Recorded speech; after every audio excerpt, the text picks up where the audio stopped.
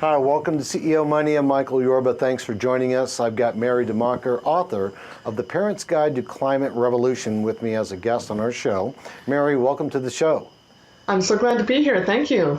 Tell us about The Parent's Guide to Climate Revolution. So this is a book I wrote when I felt that people needed a way into the climate justice solutions. As a parent, I know that everybody around me is busy, just as I am. And so I wanted to find easy ways for parents and educators to engage in a crisis that's threatening our children's futures. So I wrote 100 chapters, and each one has a short story in it, and then 3 to about 15 different ways that you can engage in climate solutions. All right, now I can't get all 100 ways to build a fossil-free future, but you can give us a couple of high points on that, and we can take it from there. Well, one of the things that busy parents can do is to find out what their local candidates are doing. So, for example, we can find out if our state senators or our mayors or local utility commissioners, how they're investing in clean energy, or whether they're investing in last century's dirty energy. So that's one thing we can do that's fast, is just find out who's up on the ballot soon and whether you can support them in some way. Another easy, fast thing to do is to just make a sign with kids for an afternoon. That can be a fun way on a rainy afternoon to engage the kids, and put it up somewhere public, in a car window, in your house window, anywhere, your office door, somewhere to keep the conversation public about how we need to change our system, not just our light bulbs. We can't just be recycling and turning down our heat. We really need to be changing our entire system to a clean and renewable energy system. And one way to do that is to support people who are going to change policy. Talk to me about graduates, because you've got a big push on that side. How to give them the gift that we really want, a livable planet. Yes, I have 2 graduates this year, one in high school and one just graduated from college. And the thing that they really want is a livable planet. They want a future. And we invest so much in their education and in keeping them healthy and in enriching them with all kinds of after school activities. But what they really need is a stable climate system. They need green jobs. They need to know that their air and soil and water are going to be healthy, and that the climate isn't going to become kind of a terrorist in the future, as it's become in so many of these extreme weather events that are from climate, from global warming. So one of the ways we can help them do that is by shifting our system that's moving off of fossil fuel investments and into clean and renewable energy investments, investing in clean jobs, investing in good science, and keeping up with the world that's really leaving us behind at this point. There's really a push worldwide for a clean energy future, and those are the economies that are going to be doing well. If we become a global clean energy superpower, then that's going to help our kids in the long run. Yeah, I know we're a little behind the curve on that one when it comes to other countries moving forward on this initiative relative to the United States. But in the meantime, until we get to that threshold where we're actually doing more on the renewables and the green energy, our children still need to go outside. Talk to us about that process that you drill down on in your book. Yes, I really advocate that as a form of empowerment for young people, and that leads to empowerment in the civic realm as they get older. But one thing we did was we kept them off of screens for a long time, longer than most people, till they were 7.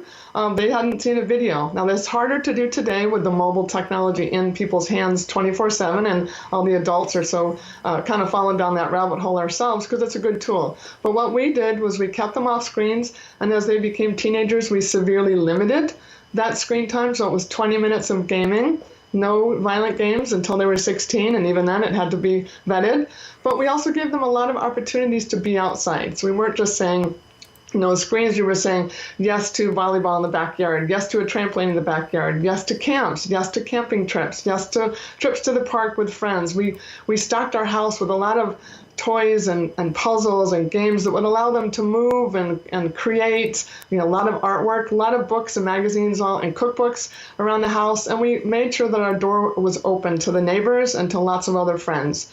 And that's something that really kept them creating. And we had costumes so that they were using their imaginations sandboxes so they could build, creations. And the key point there is that if children are able to imagine something and then build it, whether it's a sand castle or a fort in the backyard, then they're also able to practice that skill and do it in the future around imagining, well, I want this kind of job, or I'd like this kind of relationship, or I'd like this kind of democracy and this kind of future for the planet. Those are the innovations that we desperately need now, and that young people are really those are the innovations that we need right now, and that young people are wanting is opportunity to innovate and to be part of the clean energy revolution that's worldwide. Now, you also mentioned in your book that there's a 3-minute actions that busy parents can take to save the planet. I'd like to hear that. Yeah, so one of them would be get good information. One of the things that I found out in researching this book was I connected to the group Clean Technica.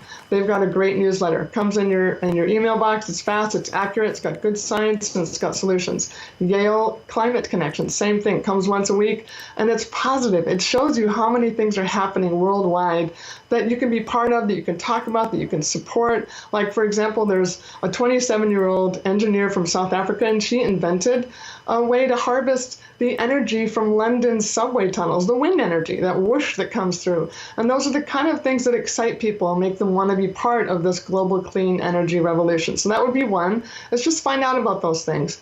And just another short one would be break up with your bank if it's funding dirty energy.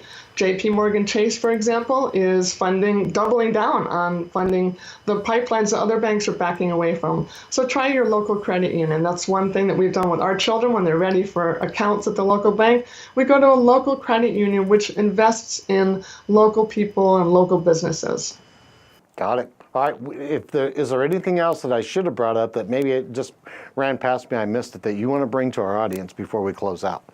So let's talk about the exiting the dead-end debate. So sometimes we find ourselves at family reunions in the summertime or at holidays having hard conversations that are about politics and about climate in particular, where people are denying, maybe your uncle is denying that the planet is warming. And those can sometimes be painful and I think a little bit useless. So one of the things that I suggest to people who are worried about the climate and who have trouble sometimes at these reunions is just to bypass them altogether and try to focus on clean energy solutions, because most people, even if they're not politically in line with you, let me say it this way, most people, even if they're not actively involved in climate or even don't accept the science of global warming, they do want clean energy solutions. Most people want clean soil and water and air, and they're very interested in actually, investing in they're very interested in investing in technologies that make economic sense. And nothing makes more sense than wind and solar at this point because they're cheaper than any other fossil fuel. So one of the things that I do is just talk about that, talk about how we have clean energy solutions and that's good for everybody.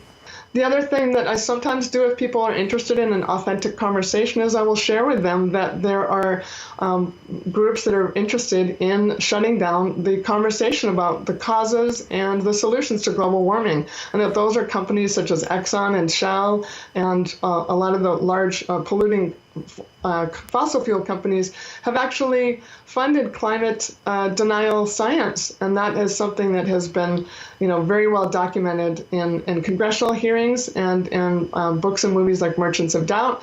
So that what it's done is created confusion where there shouldn't be confusion anymore. The scientific consensus is that global warming is happening, and we have the technology and the solutions to reverse it and draw down the carbon in the atmosphere, but we need to get people behind those solutions. We need our leaders behind those solutions, and if the fossil fuel industry is really persuading leaders to go in the other direction, then we have a problem of, in our own democracy, of not having the solutions that we need for the health of our communities and for our democracy.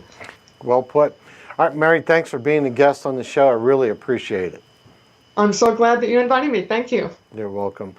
You've been watching CEO Money with Michael Yorba. Don't forget to follow us on Facebook, like us on Twitter, and subscribe to our YouTube channel. And if you'd like to be a part of what you may have missed by not catching all the videos, sign up on our video newsletter on the homepage, WFID1.com.